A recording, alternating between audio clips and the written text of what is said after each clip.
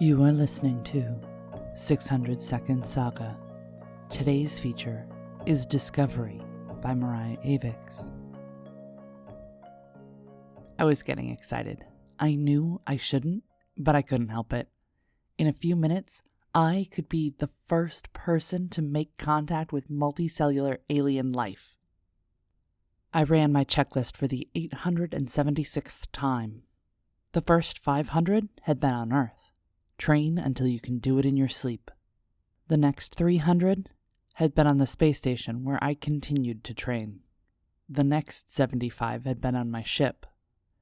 The Schwamb was a tiny little capsule that had been my home for far too long, though most of it was unconscious. Everything I was seeing was being broadcast back on Earth.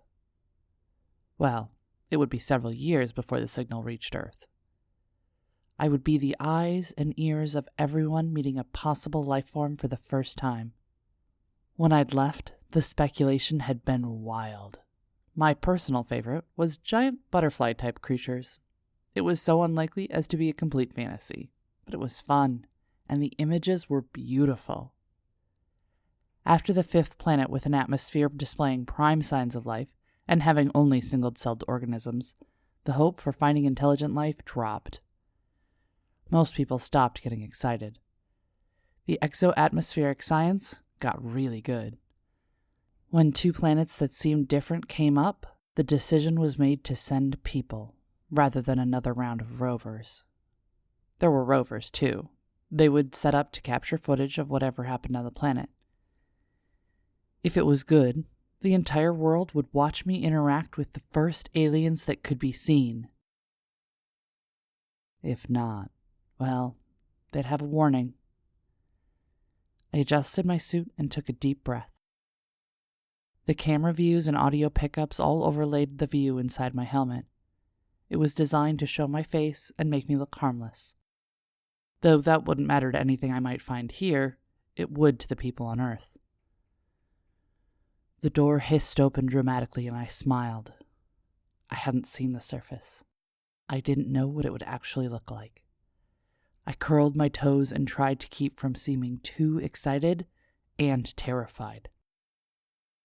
Whatever happened, I was going to die on this planet, and that was what I had signed up for. I could only hope it was a very long time from now. Green. Bright chartreuse filled the crack in the door as it opened. The only thing I could see was the electric color. The corner of my helmet flashed a note. Breathe. I took a slow breath and stepped toward the opening door. Aliens. What would they be like?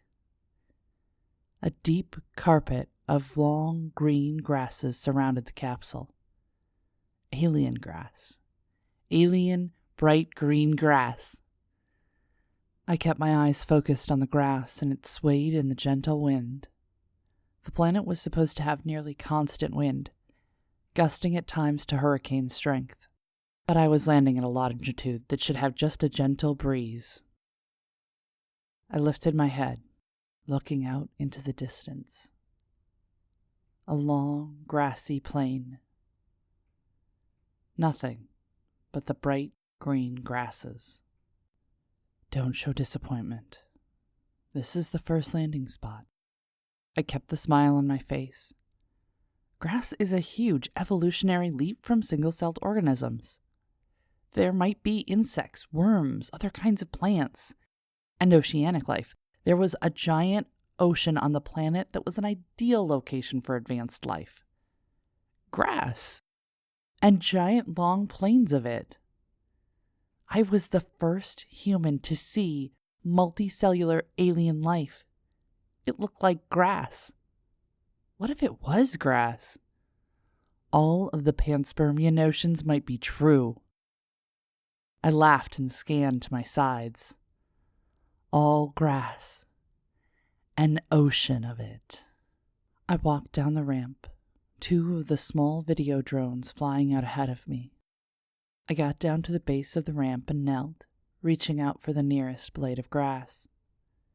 I had several layers of gloves. I reached down to pull the outer two off. The inner glove was transparent and very thin, supposed to look just like my bare hand.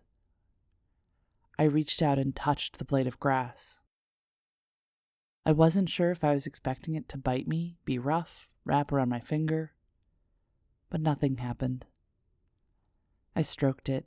It felt just like a blade of grass. Cameras. I looked up and smiled for the cameras.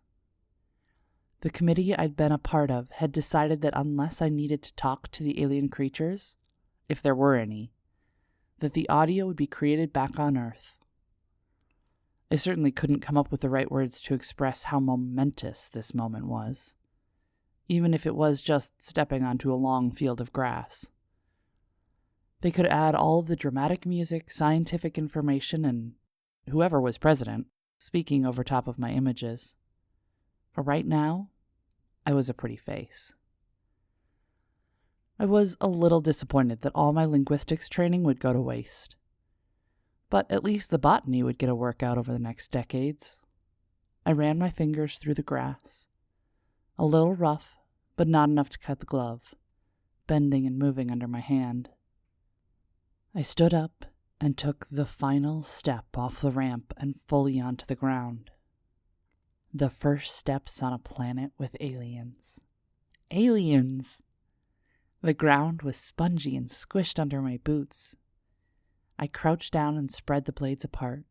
I pressed my fingers deep into the ground, and the water rose up around them. More of a swampy ground than a plain. I dug into the dirt, looking for any smaller insect life. Worms, roots, something that would look interesting on camera. The roots were bioluminescent blue. I managed to not burst out. This was incredible. They pulsed and flashed each time I touched them. I tried to carefully move the dirt away from one plant, to just pull up the fibrous root system for the cameras. Except the roots were all connected. I didn't want to rip it out of the ground, but I couldn't find the ends. I finally traced one pulsing blue strand of the root. It connected into another plant. I traced more fibers. They all connected to another plant. There were no worms, no insects. I held up a handful of dirt and examined it carefully. I didn't see anything at all. Cameras. Staring at dirt wouldn't make great video, but there was something odd about this. I brushed my hands off and stood looking around. The grass seemed to be winding up over the base of the capsule. I looked around and the grass was waving, but the wind had stopped. I looked down at the pulsing blue, interconnected root structure. The fibrous connections reminded me of neurons. It couldn't be.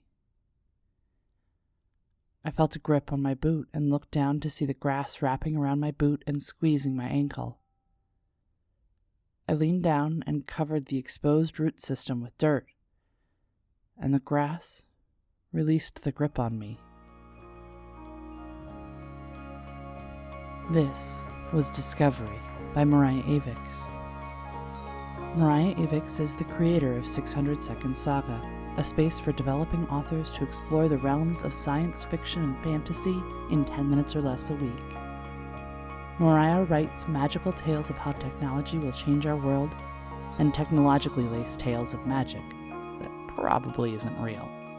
She is currently working on a series of novellas about shapeshifters who fight wildfires, a trilogy about a woman who refuses to admit she has the M word, magic, and endless flash fiction. Music is provided by Mads. Learn more about 600 Saga, our authors, how to submit your flash fiction, and how to support the podcast in the show notes. This has been Mariah Avix and 600 Saga.